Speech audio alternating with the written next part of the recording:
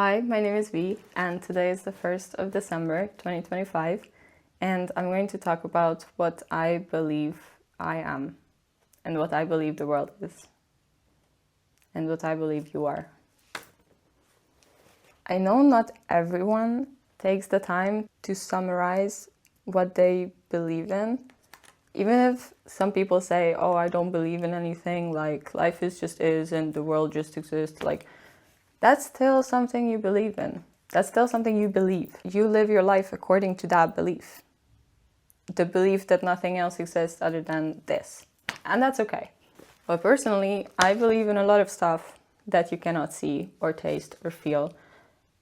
I mean, in the physiological, biological, chemical, neurological, physical sense. And that's the kind of stuff we're going to talk about. Because people have to know the basics of their beliefs in order to be able to build on top of those beliefs. So these are my basics. If you disagree, let me know in the comments. If you agree, also let me know in the comments. I don't want to preach anything and say these are the only right ways to think or to feel about life. I want to provoke people to think for themselves, because I think that's the coolest, to make up your own belief system and not just take whatever other people tell you. So don't get brainwashed, people.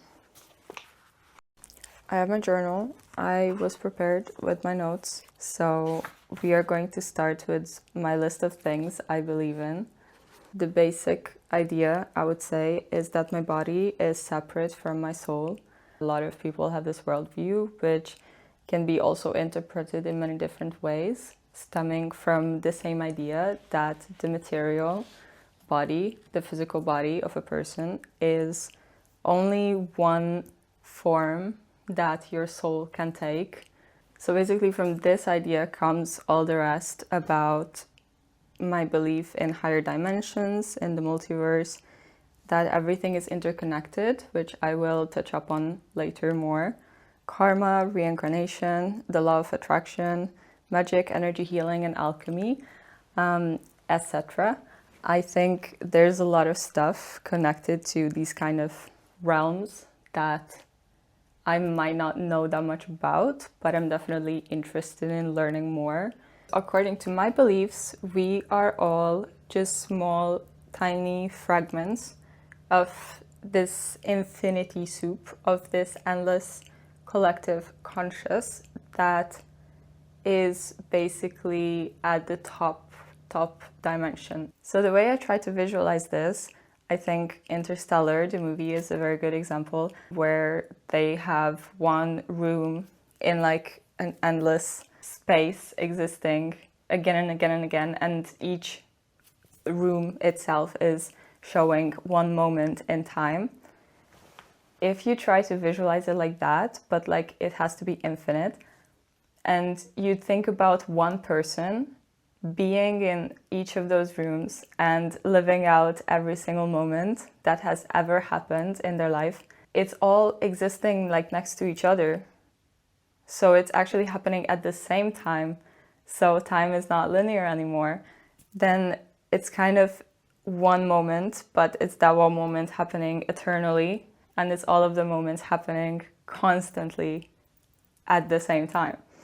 Mind-boggling, I know, but just taking infinity in that sense and a consciousness that is able to experience infinity like that, it is becoming impossible to live one moment to the fullest potential. It's impossible to be present and to appreciate what one moment is doing, because you are actually seeing everything else at the same time. So you cannot focus on one because you have all the infinity as background noise. This is what I kind of mean by when everything becomes nothing, because if you know everything and you feel everything, you cannot really appreciate anything, so you don't actually feel it or experience it, and then it becomes this kind of like, because I said I am one tiny piece of this consciousness, right? So the way I was put here, I manifested here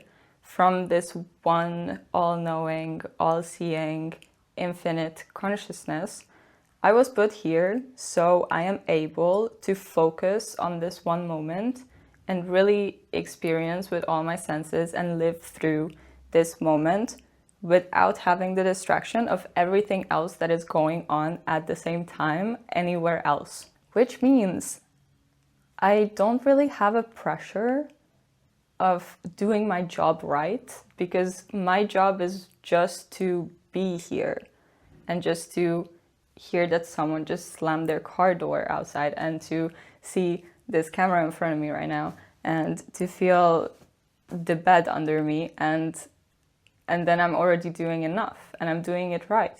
But at the same time, it's kind of special because I know that no one else can have this experience, because no one else can be inside my mind and no one else can be inside my body and have these sensations and these experiences at this moment.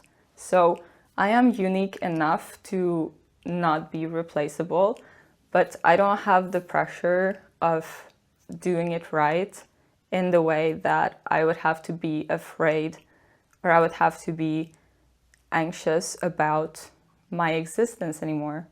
And the real beauty of this is that it's true about every single person, and not just people. It's true about every living thing. It's true about everything that has a consciousness. That just sounds very peaceful to me. I don't know, that clicks in my brain. The thing is, whenever something unlucky happens to you, if you think about the fact that you are only one tiny peck of dust compared to the one in eternal consciousness, you will stop taking it personal and rather see it as lucky even, because looking at the bigger picture, it could have been a good thing even if you never got to understand why. That's what I like to remind myself whenever I find something upsetting happening to me. Another thing I believe in is destiny. I believe my life is going to unfold how it's meant to be, how it plays into the grand harmony of things. People usually argue destiny to be the opposite of free will, but I like to connect the two with intuition. I believe whatever decision I make is sent down to me from the highness of our collective consciousness through intuition to lead me on the best way possible. And that is also just something so comforting for me to believe, to have destiny kind of back me up. When I used to be very anxious and depressed in high school, I would have this thought, I would ask a lot from God, why would He make me to be this deeply passionate and yearning person who has all these desires in their heart, like feels so strongly about trying to achieve some things, and then also make me into a person who is unable to reach these goals and to satisfy my desires. But then nowadays, I rather think about it in the way that whatever I am attracted to, an idea or a goal, a thing, that is rather a guidance, that is my intuition, that is something I am meant to be doing. And why would I have the idea of doing it if I was not able to actually make it happen? I'm actually going off my script again. I should stop doing that. Another thing I believe that simply appeared to me is the existence of polarities and the power they hold.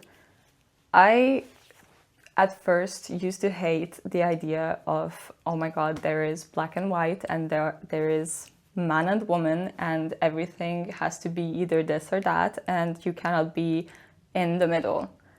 And I was kind of aspiring to be this, to be the gray area, to be the blend of two very opposing things, because I felt within myself I have a lot of contradictions, which might not be a bad thing, now I realize. I just used to be so insecure about the fact that I cannot make up my mind, and one day I would wake up feeling like this, and then the next day I would wake up and I would have like an opposing idea about something that I used to be so sure of yesterday, and I would be like, what is going on? I think that is normal for humans, and I think nobody is wrong for changing their ideas or thoughts, because this just seems to be the way of the world. To summarize it, I would say that everything in the world is just two sides of the same coin.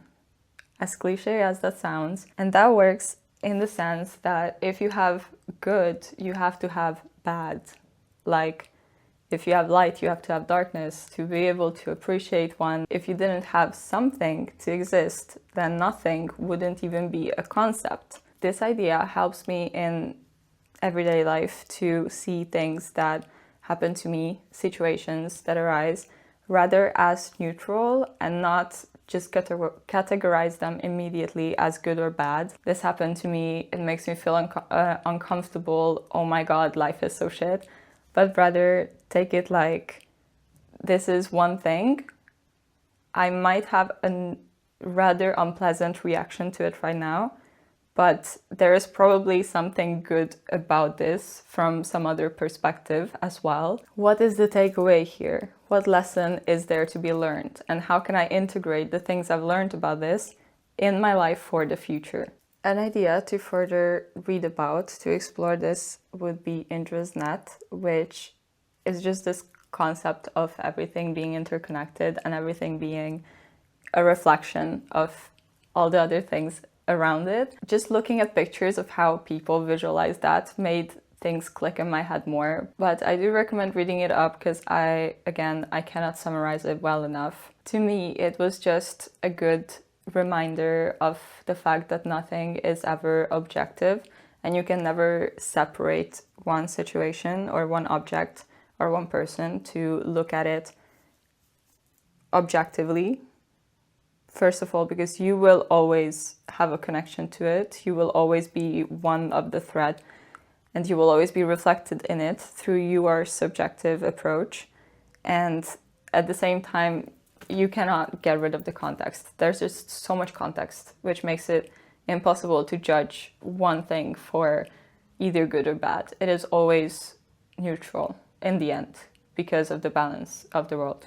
I feel like I need to keep saying that this is subjective to my opinion, but that should be self-explanatory. So moving on, I'm going to talk about my favorite thought of the world. I just drew this out the other day and it's also something I used to be upset about, but now I found a way to approach this idea that is rather comforting and it's rather reassuring about my experiences instead of looking at them and judging the way I feel and judging the experiences I'm having mostly as bad and calling myself stupid for or invalid for feeling this way. Yeah, I don't think that's healthy. I don't think anyone should do that. But so I've used to be very upset about the fact that I go often from one extreme to another and I never seem to be able to find the middle way that is supposed to be the right way of doing things, kind of like the neutrality of it all, of being in the middle and not being too loud, not being too quiet, not being too this or too that, but being like the perfect balance of everything, so that I guess it's kind of to satisfy everyone, and it's also a pretty people-pleasing mentality. Maybe it's just me who had an issue with that, but I always felt like I'm supposed to be in the middle. I'm supposed to know how to do it just right and how to have the perfect amount of everything in the mixture. But I never felt like I found it. Like I never felt like I'm able to be there. I would feel like I'm either too much on the left or I'm too much on the right. I wrote, maybe it isn't even possible to walk the middle road. Maybe the point is all that energy, momentum created from swinging back and forth in between the two radical endpoints. And here's the drawing. So we have source in the middle, I suppose, and we have on one side extreme moment A and on the other side extreme moment B. And I am going back and forth between the two, but it's like a pendulum and it never stops. I would feel often that I have to work harder, I have to set clear goals, and I have to be able to be more exact about what I want and have a plan and follow my plan and know what next step I'm going to take all the time. And On the other side, I have saying, I don't care, this is gonna solve itself. I'm just gonna watch back and see how it all plays out and not take initiative in anything ever. Yeah, they're both pretty radical. I never felt like either of these satisfy me, because once I'm on this side, I really feel like I need to go to this side, and then of course going back, which led me to contradict myself again very often, and it led me to never really reach anywhere, because I believe you can choose one side. It's okay if you are very sure about how you approach life, and you can definitely be this or that. There's probably nothing wrong with that if it brings you forward, but I never reached anywhere because I always changed my approach. So I always kind of go back to square one and start from zero whenever I switch my mind. So for me, I have found it makes more sense to take a step back from this entire situation and try to find a different approach. And instead of choosing these two, I basically looked at it from another dimension, and I added the question of, okay, but am I even supposed to stay in a state? Or maybe the answer is in the momentum and the movement in itself. I believe life is motion. I don't believe I am meant to stay in one state for my own good. There are too many dimensions to only walk the way in a straight line. When I wrote that, when that appeared to me in my head for the first time, I was like, this is my answer. This is my answer to life, honestly. As cheesy as that sounds, the destiny is the journey itself. You are meant to always be in motion. You are not the material of an object. You are the energy that's always changing form and place. I feel comforted because that validates that change is good, and it validates that whenever something new happens, I'm changing form, I'm having a new idea, I come across new people who teach me new stuff. It's not to prove that I am wrong for not knowing more, or I'm wrong for not having an experience that other had. I'm not wrong for what I know is best for now, because I know that in the next moment, in the next step I take, I am going to change. And I am going to be better than I was in the previous one. Not because I'm going to be smarter, or because I'm going to be prettier, or I'm going to be more creative, but because I'm simply going to be different. And the only point is to be different, because change is good. And then it doesn't matter. You don't have to compare your new state to your past state to be able to tell, okay, I am moving backward now because I made negative change, or I am moving forward and I'm doing good because I made positive change. Because every change is good, because if you are not the same as yesterday, you have already won and you've already done your job well. Yeah. Actually, yes. That's what I believe to be true. And the laundry just finished. What a timing. Maybe that was all over the place.